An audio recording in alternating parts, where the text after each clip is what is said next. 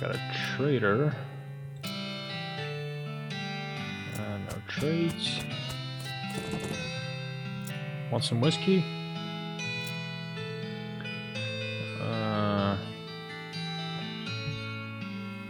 Oh, she unlocks the door for me for a bottle of shittiest whiskey that I don't even drink.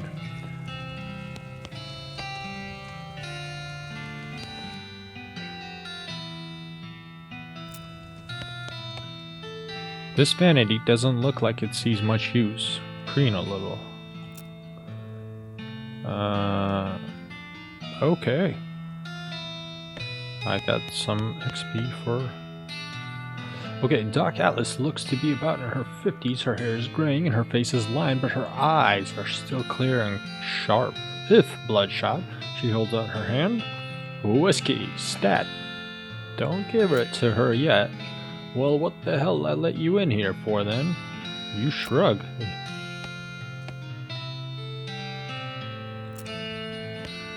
Well, I can't do anything. Okay, give it to her.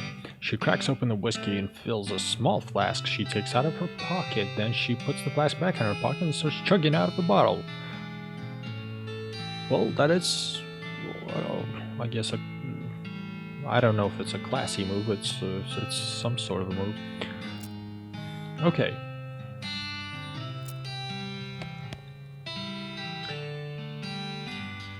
Is everything alright? That depends on how fast I can get this whiskey into my bloodstream compared to how fast my liver filters it out, and I can't talk and drink at the same time, so... What's the matter, Doc?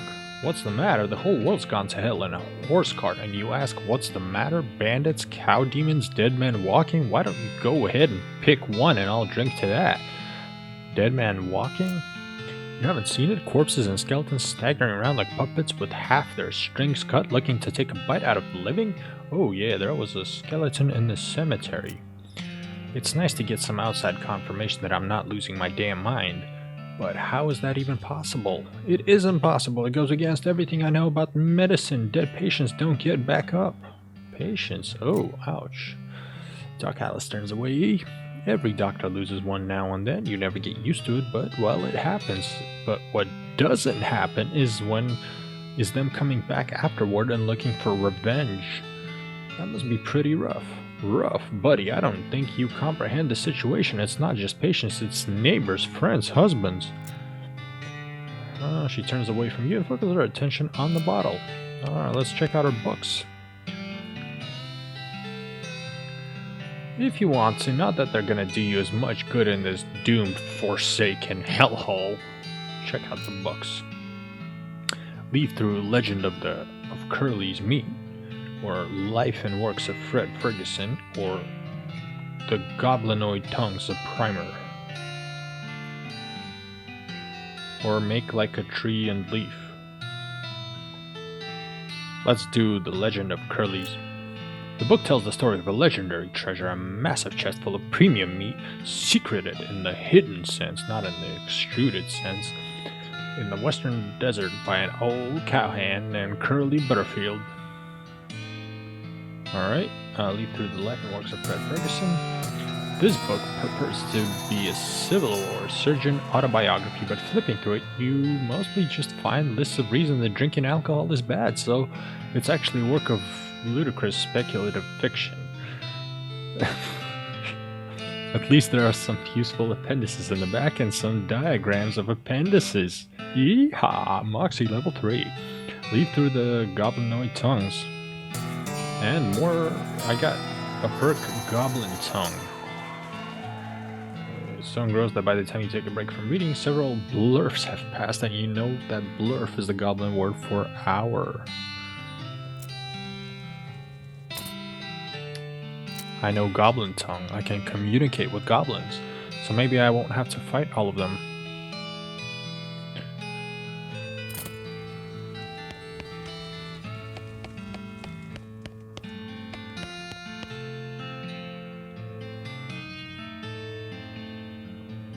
What's the deal with all the TNT?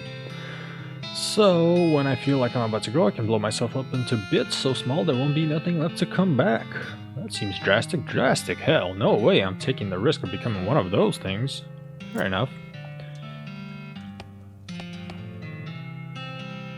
Do you have any idea what's causing the resurrections? Well, I heard a rumor. It's when you get incomplete information from an unverified source. Anyway, what I heard is that there's a fella out west that's causing it, a necromancer they call him. Supposedly he's sending magic out into the world somehow. Magic like the bean slingers use? I never heard of any bean slinger raising the dead, have you? That'd be one hell of a can of beans.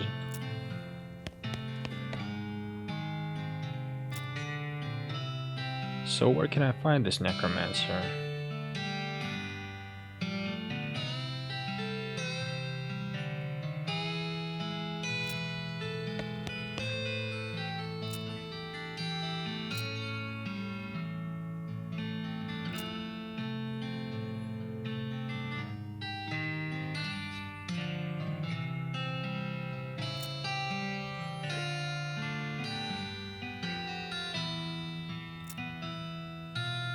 And I guess I'm convincing...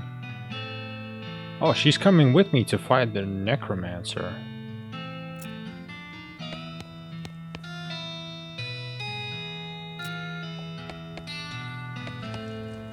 Well, I'm ready to leave.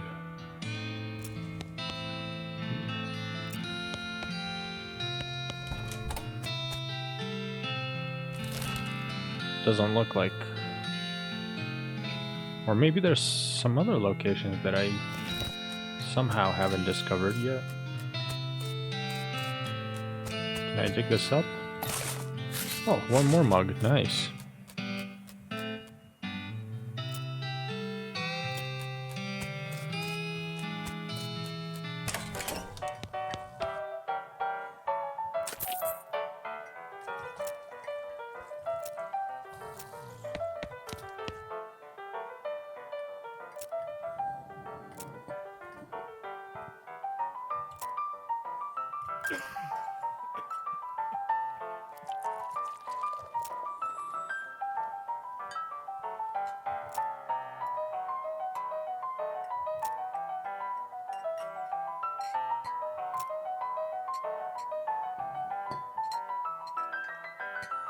Oh, she wants me to retrieve her rifle.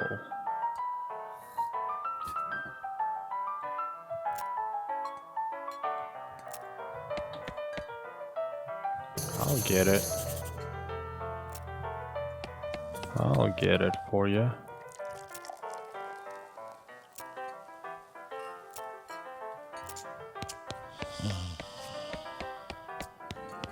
I'll get you your rifle.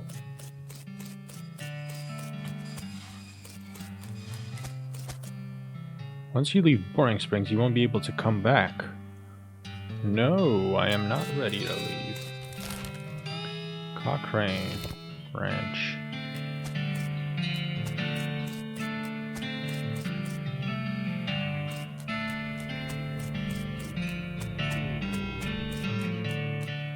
Something behind this door is making some pretty awful noises. That sounds like wolves.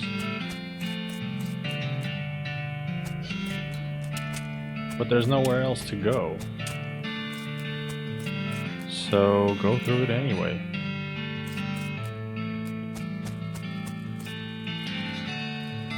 I get a knife. That looks like a frickin' cow demon. This thing looks angry. You're not gonna make it to that safe without dealing with it. Deal with it. Okay, it's only a fire bow. It's only 15 health points, but hit points, but I can just shoot it twice.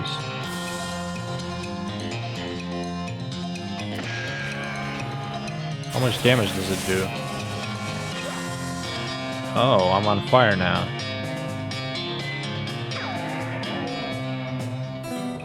Victory. Beautiful.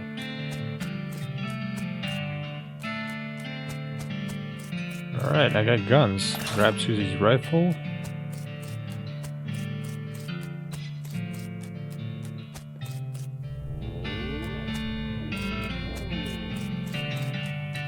Wait a minute. There's still noises. Did it not die?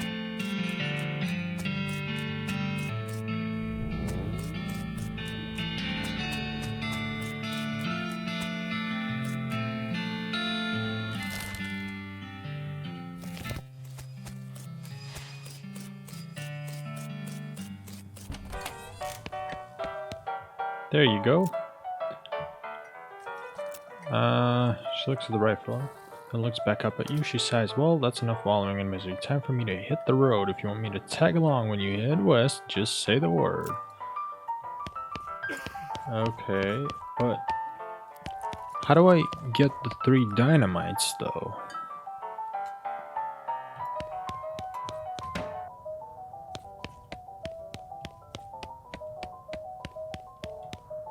That's what I want to know.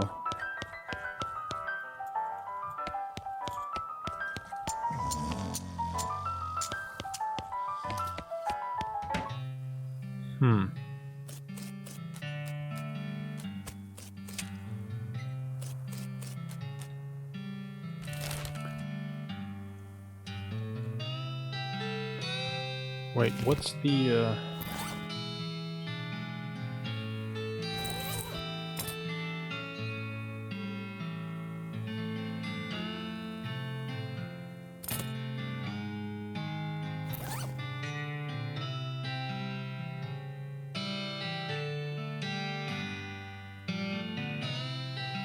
Is there a mission list? Because I remember the sheriff telling me I have to get something.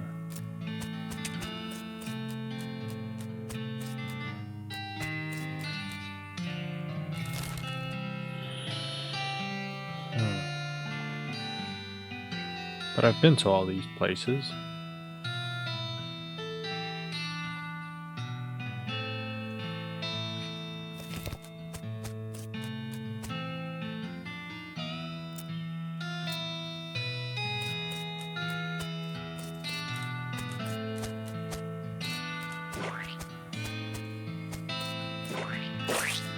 Oh, I get experience points for shoveling shit. That's actually a very easy way to get some XP. I didn't notice it before.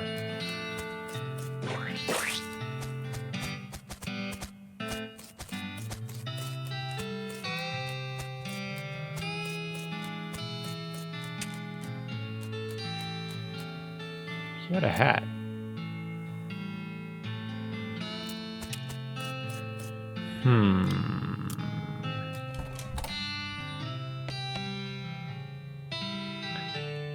Lock for his cell. Where could I get a lock, though? Maybe ask the bartender?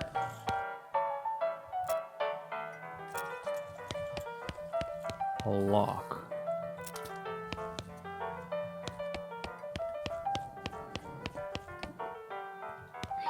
Or maybe it's in that hole that you need 3 dynamite to blow up. But I still don't understand how to get there.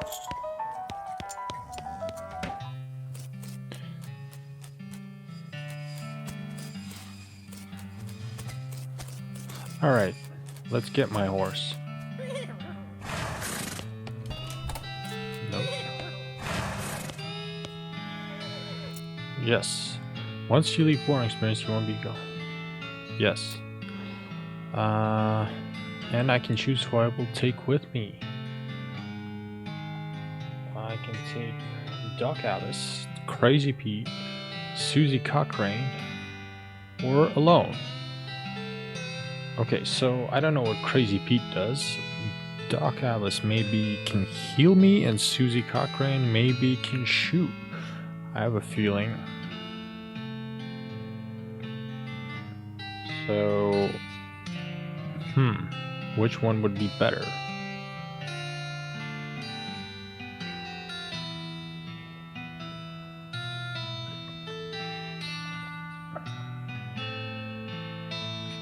She's an alcoholic, which is fun.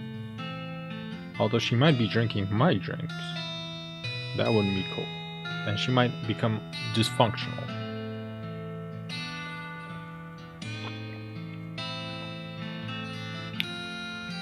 I have no idea about Crazy Pete. And actually skipped a bunch of Susie Cochrane stuff.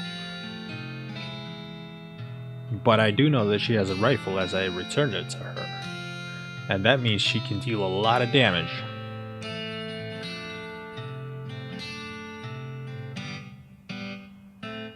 That's very...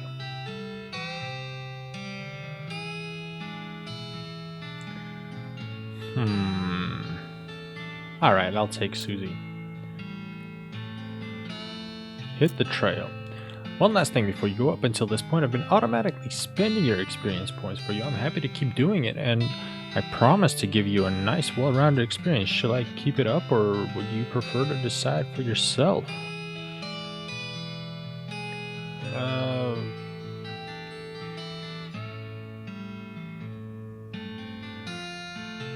Okay, keep spending it automatically. You consult the southeast-west map the hostler gave you. It only lists two things: the town of Dirtwater and the Manifest Destiny Railroad Company's westernmost camp. And I only have the choice for head for Dirtwater. The first day of the rest of your life, day 1. That is an angry looking chick.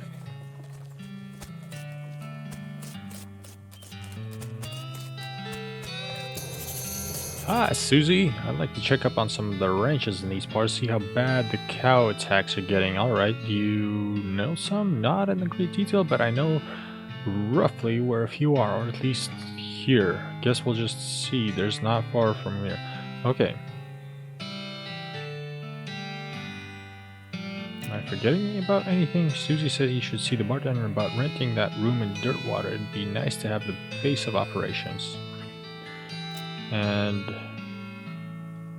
okay. Get a room for rent. Jewel Saloon. Dirtwater Mercantile. Who's this dude? Post office. This little girl is selling flowers. I don't know what I would need flowers at this point for.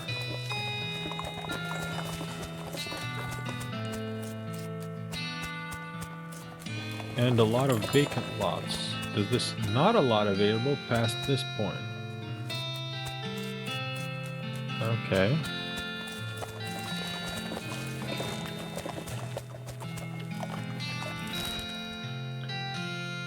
So I'm right here, and I can go to a ranch for some reason.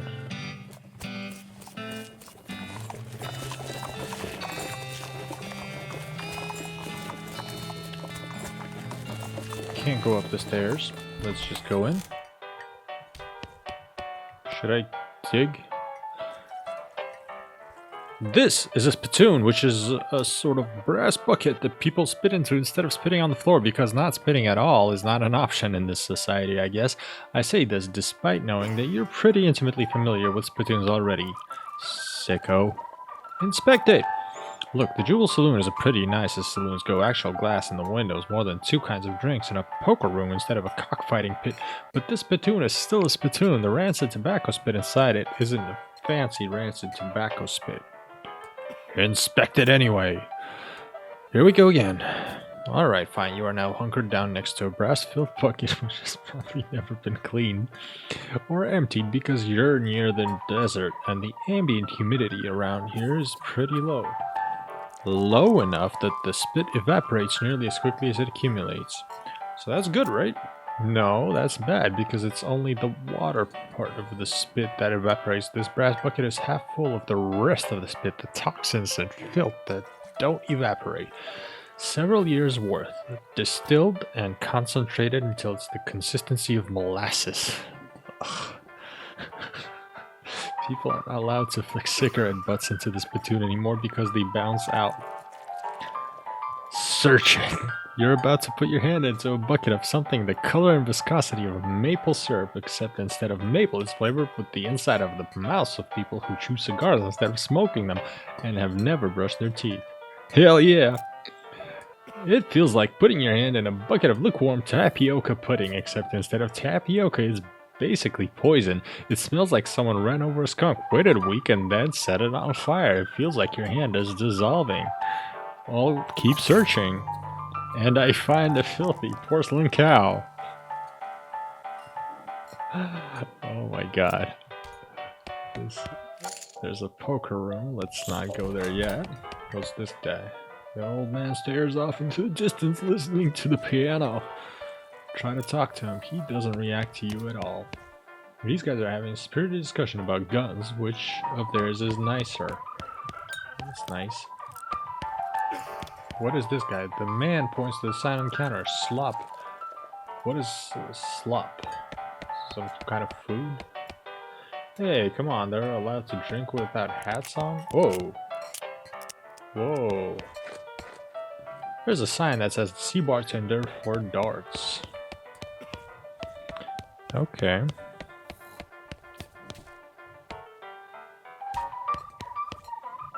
Doesn't seem like a lot of people are in the mood to talk to me. Hi, Jen. Folks around here just call me Lloyd. What can I do you for? I saw the sign in front. Advertising a room. That's right. Finest room in the house, and plenty of room for your partner too. Interested? How much does it cost? Well, that's where you're in luck. The previous tenant was a banker fella, and he paid a month in advance, right before getting himself killed by bandits. You seem like a decent source, so the room's yours if you want it. Gratis. That's nice.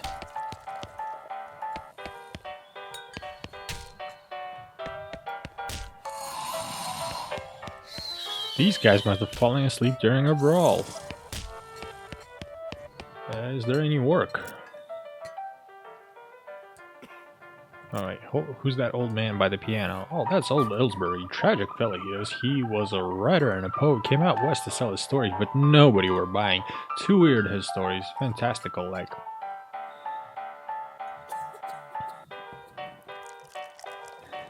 I love that stuff. Well, it doesn't matter how much anyhow. He had to get normal work to make ends meet. Did passing well as prospector until one day he lost his mind in a mind? He saw something that made him stop telling his weird tales, made him stop talking near completely. Come to that, he just stands there. Oh, poor fella. Can I get some darts? Oh, the darts got broken. Need any help with anything? Well, if you're handy with mechanical type stuff, there's something gone wrong with our piano player.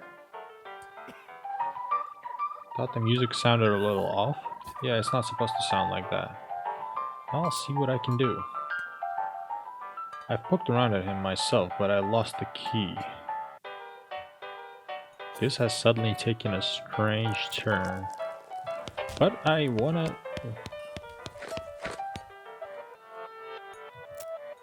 You lift up the piano player's coat to reveal the hatch on his back that leads to his innards. It's locked, but it's not a very good lock. I can pick it or let it be for now.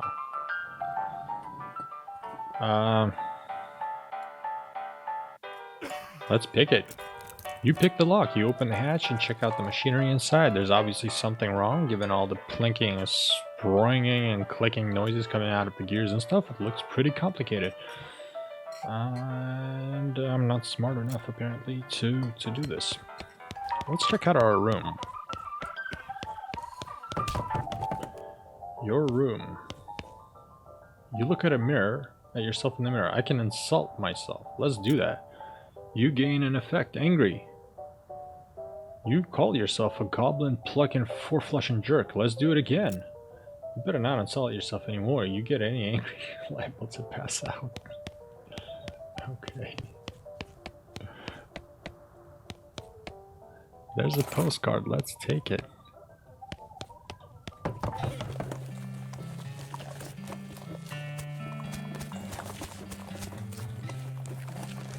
What is... You're madder than a hornet, so...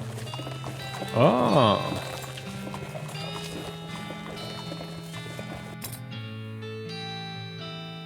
So this must be a temporary thing, I guess.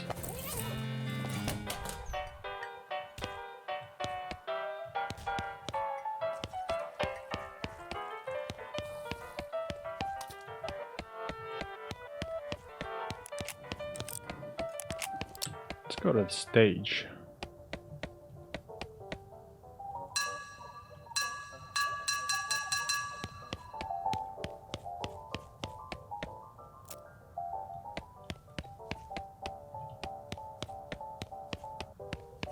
Well, nothing's going on here. Wait. Now that all the chairs are in proper order. Kitchen.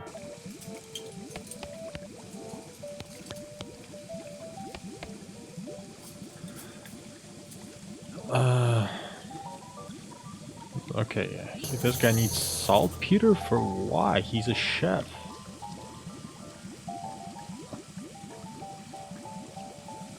Okay. Whatever you say.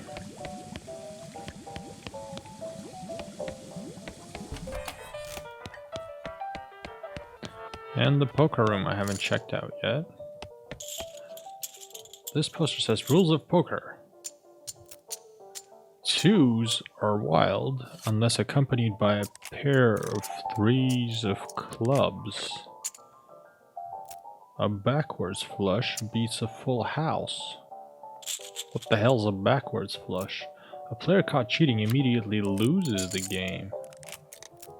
Three kings of diamonds and a pair of deuces of hearts counts as a South Carolina straight. Two fours rank higher than a 7, but must be replaced with two 7s. 9s are wild and trays of hearts are double wild. Oh my god, there's so many rules.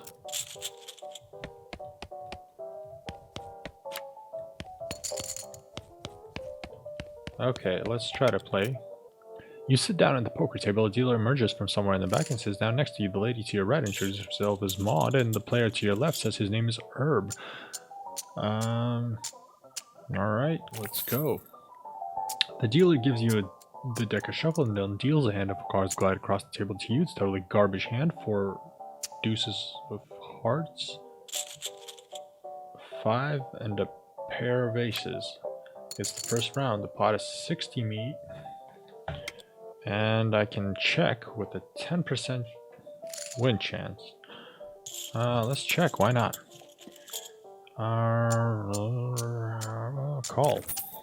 Continue. It's the second round of betting. The pot is 120 meat, and you estimate the chance of winning at around 20%. And let's check. Herb glares the dealer, reluctantly raises. I will call. Move on to the next round. That's the last round. And my chances of winning are just 30%. Grit your teeth and strategize. What the hell does that mean? What is one grit?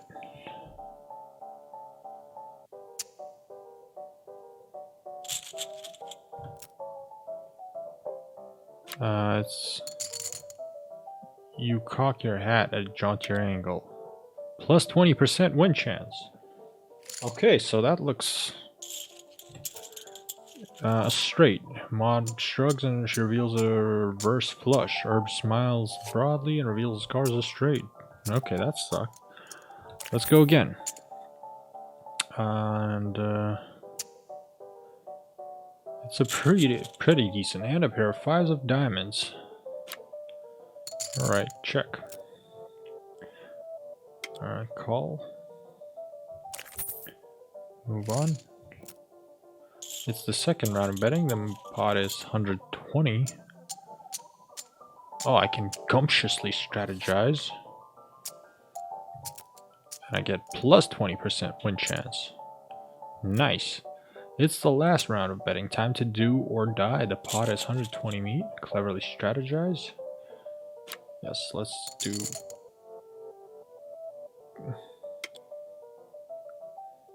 Cleverly strategize. Plus 20% win chance.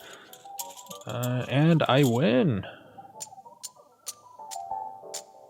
I have a Georgia straight and they have an Arizona flush. What does this even all mean? Alright, let's go again. Ante up. And I have a pretty decent hand.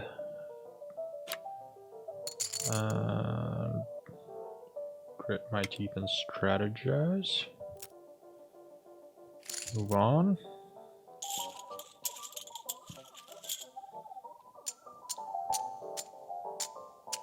I could raise.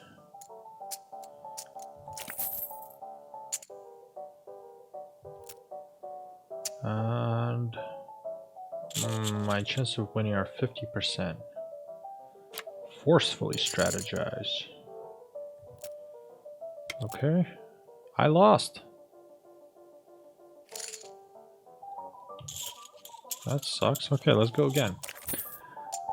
And I have a 30%. Alright.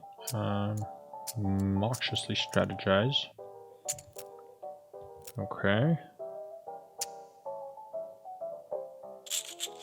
Noxiously strategize. Okay, 70%. Why is the pot so small? Alright, check. Reveal your cards, and I gained some of my money back. Alright, let's forcefully raise. Forcefully strategize. And Moxiously strategize. I lost again. Every time I raise, I lose. Let's go. Okay, let's one last time. Check. Call. Move on to the next round. Moxiously strategize. Continue. 60%. And how about cleverly raise? Let's try to cleverly raise. Yay! I won!